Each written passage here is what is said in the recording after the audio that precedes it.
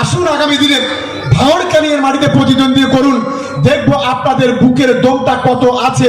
এই ভাওড় ক্যানিংয়ের মাটিতে দাঁড়িয়ে আমরা আজকে চ্যালেঞ্জ ঘোষণা করে যাচ্ছি, আমরা জিতছি এবং আগামী দিন জিতবো। ভাওড় ক্যানিংয়ের মাটিতে দাঁড়িয়ে আমরা আজকে চ্যালেঞ্জ ঘোষণা করে যাচ্ছি, আমরা জিতছি এবং আগামী দিন জিতবো।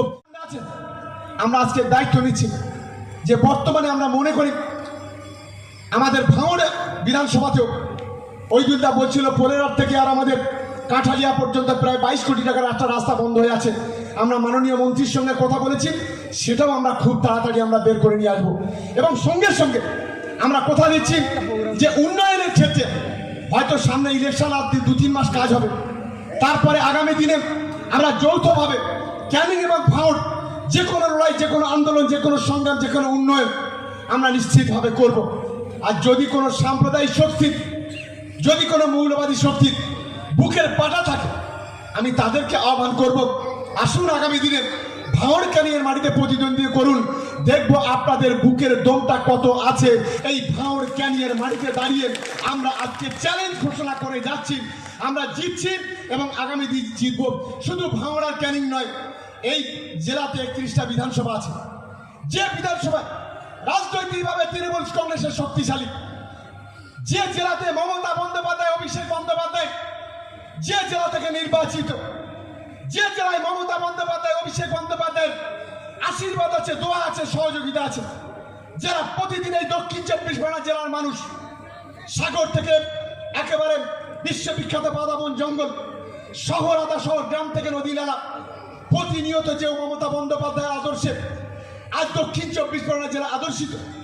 আজ দক্ষিণ 24 পরগনা রাস্তাঘাট, দক্ষিণ 24 পরগনা জেলার পানীয় জল, দক্ষিণ 24 পরগনার বিদ্যুৎ আজ প্রতিটি গ্রামে, প্রতিটি বাড়িতে বাড়িতে আমরা পৌঁছে দিয়েছি। আমরা এলাকার শিক্ষার প্রসার ঘটিয়েছি, আমরা এলাকায় উন্নয়ন করেছি, আমরা এলাকার শান্তি প্রতিষ্ঠা আমরা রক্ষা করেছি। সারা জেলায় হিন্দু, মুসলমান, খ্রিস্টান, আদিবাসী আমরা একসঙ্গে কাঁধে কাঁধ মিলিয়ে চলি। এটাই হচ্ছে আমাদের ঐতিহ্য, কারণ আমাদের আদর্শের নাম হচ্ছে মমতা বন্দ্যোপাধ্যায়। আজকের যে মমতা বন্দ্যোপাধ্যায় এখনো পর্যন্ত হাওয়াই চপ্পল পায়ে দিয়ে তিনি রাইচাঁদ বিল্ডিংয়ে যান, নবান্নে যান, যে মমতা বন্দ্যোপাধ্যায় এখনো পর্যন্ত 2 চালা টালির ঘরে বসবাস করেন, যে মমতা বন্দ্যোপাধ্যায় এখনো পর্যন্ত যে গাড়িটি চড়েন, সেই গাড়িটির ড্রাইভারের পয়সা, তেলের পয়সা নিজের পকেট থেকে বের করে দেন, নিজের ছবি আঁকার পয়সা দিয়ে দেন। যে মমতা বন্দ্যোপাধ্যায় রাইটার্স বিল্ডিংয়ে গিয়ে 5 টাকার মুড়ি খান, সেটাও তার নিজের পয়সা দিয়ে খান। এবং সবচাইতে আশ্চর্য হয়ে যাবেন, আমরা এমএলএরা আমরা যে কাজ করতে পারিনি, আজ মমতা বন্দ্যোপাধ্যায় যে 1.5 লক্ষের উপর টাকা তিনি যে স্যালারিটা পান, মাত্র তিনি 1 টাকা নেন আর বাদ বাকি টাকাটা বাংলার গরিব মানুষের রিলিফ ফান্ডে দান করেন। এটাই হলো মমতা বন্দ্যোপাধ্যায়, এটাই হলো আমাদের আদর্শ। তার সঙ্গে আজকের বিরোধিতা করছেন, শত্রুতা করছেন আজকের অভিষেক বন্দ্যোপাধ্যায়, যিনি আজকের বাংলার সেকুলার একজন যুবক, ধর্ম নিরপেক্ষ, যার মধ্যে ধর্ম নিরপেক্ষতা সবচাইতে বড়। সেই অভিষেক বন্দ্যোপাধ্যায় বাংলার হিন্দু, মুসলমান, খ্রিস্টান, আদিবাসী, জৈন সমস্ত অংশের যুবকদের নিয়ে তাদেরকে সংগঠিত করে বাংলার যুবশক্তি একটা কর্মসূচি লঞ্চ করেছেন। রানীগাছির চারগাছা বিরোধিতা করছেন। আমি একটা অঙ্ক আপনাদের দেই, 11ই জুনের কথা আমাদের সবার মনে আছে। 2020 সালে এই বছর নেতাজি ইন্ডোর স্টেডিয়ামে অভিষেক বন্দ্যোপাধ্যায়, মমতা বন্দ্যোপাধ্যায় সেদিন ঘোষণা করলেন যে 11ই জুলাই 1 মাসের মধ্যে 1 লক্ষ যুবক যুবতী বাংলার যুব শক্তির মধ্য দিয়ে মমতা বন্দ্যোপাধ্যায়ের হাত ধরে তৃণমূল কংগ্রেসে যোগদান করবে। শুরু হলো বাংলার যুব শক্তিতে নাম লেখা। আপনারা অবাক হয়ে যাবেন শুনলে, আমি নিজে অবাক হয়ে গিয়েছিলাম। যেদিন 11ই জুলাই, সেদিন আমাদের তথ্য যা উঠে আসলো, 1 লক্ষ নয়, 2 লক্ষ নয়, 3 লক্ষ নয়, 5 লক্ষ যুবক যুবতী নিজেদের ইচ্ছায় বাংলার যুব শক্তিতে নাম লিখিয়ে বাংলার গর্বতে উঁচুতে তুলে ধরলেন অভিষেক বন্দ্যোপাধ্যায়ের নেতৃত্বে। বর্তমানে সেটা 9 লক্ষ চলছে। আজকের কোথায় বিরোধিতা করে লাভটা কি হবে আপনাদের? কেন বিরোধিতা করছেন? যারা আপনাদের নিয়ে খেলা করছে, একদিন তারা পাশে দাঁড়াবে না। বাচ্চা বাচ্চা যুবক ছেলেদের নামে তাদের এমন জায়গায় ঠেলে দেওয়া হচ্ছে, তাদের নামে কেস হচ্ছে। জামিন দেবে কে? পয়সাটা কোথায়? আজকের আমরা অনেক সময় দেখি আমাদের মতো মাতব্বর, আমাদের মতো নেতারা ছেলেদের নিয়ে, পার্টি দলের লোকেদের নিয়ে খেলা করি। কেস খেলো, মার্ডার হলো, কেস খেলো, মাথা ফাটলো কেস খেলো, কেস যে খেলো সেই তার পোয়াতে হচ্ছে। কিন্তু যারা দলের জন্য মারামারি করলো, সে যে কোনো দলের জন্য, সেই নেতাদের কিন্তু আর টিকি দেখতে পাওয়া যায় না।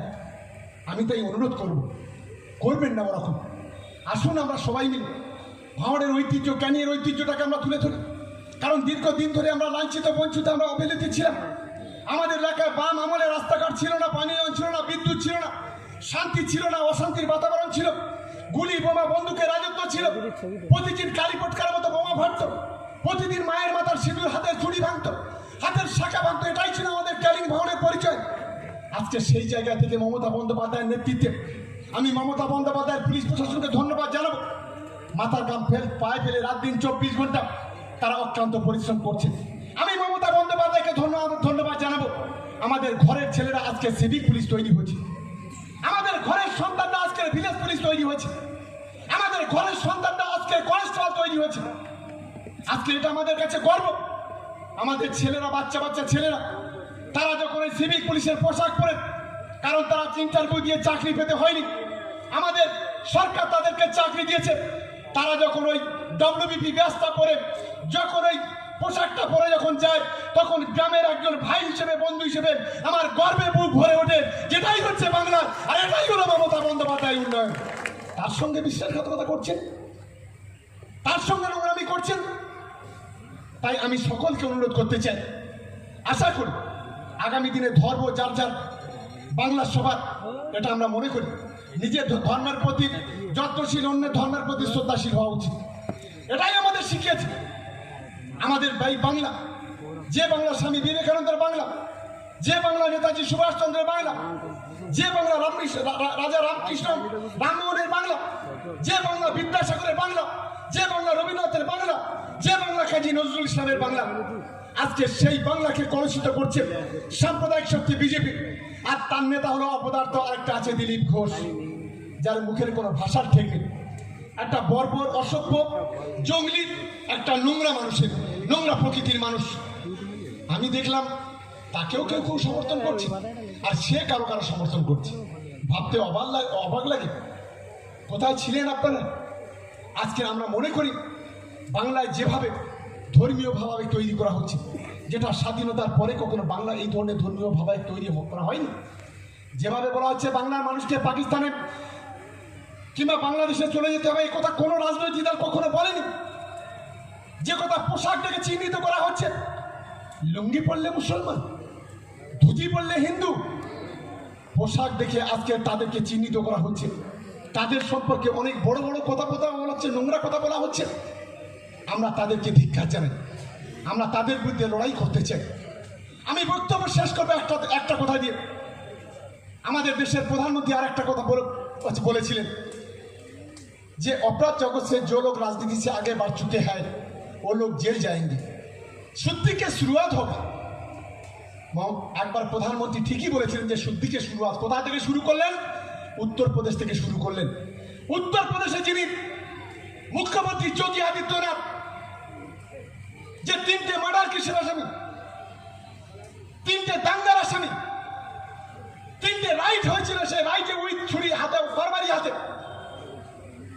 এবং তার নামে যা কেস আছে 10 মিনিট ধরে আপনাকে এক ঘন্টা ধরে কাগজ দেখতে হবে, এত কেস আছে। তাকেই করলেন উত্তরপ্রদেশের মতো রাজ্যের মুখ্যমন্ত্রী। তো সেই দেশে তাহলে যখন প্রধানমন্ত্রী নরেন্দ্র মোদী তাই যোগী আদিত্যনাথের মতো একজন অপদার্থকে যদি মুখ্যমন্ত্রী করতে পারে, তাই বাংলায় যারা আছে তাদের মতো গুন্ডা চেলাচাম যারা থাকবে না, তা অন্য কে থাকবে?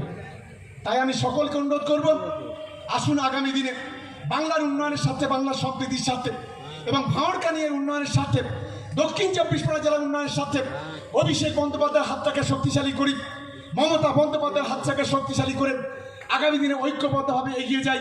এই কথা বলে সবাইকে ধন্যবাদ, অভিনন্দন, নমস্কার, সালাম, প্রণাম, শ্রদ্ধা, ভালোবাসা জানিয়ে এসআর ইউনিকম এখানে সহজ কিস্তিতে নামি দামি কোম্পানির মোবাইল সুলভ মূল্যে পাওয়া যায় এবং বিভিন্ন কোম্পানির fridge, mixer machine, AC, LED TV, home theatre ও বিভিন্ন ইলেকট্রনিক দ্রব্য সুলভ মূল্যে বিক্রয় করা হয়। ঠিকানা চিনিপুকুর রোড, কাশীপুর, দক্ষিণ 24 পরগনা। বিস্তারিত জানতে কল করুন 9153200300 নম্বরে।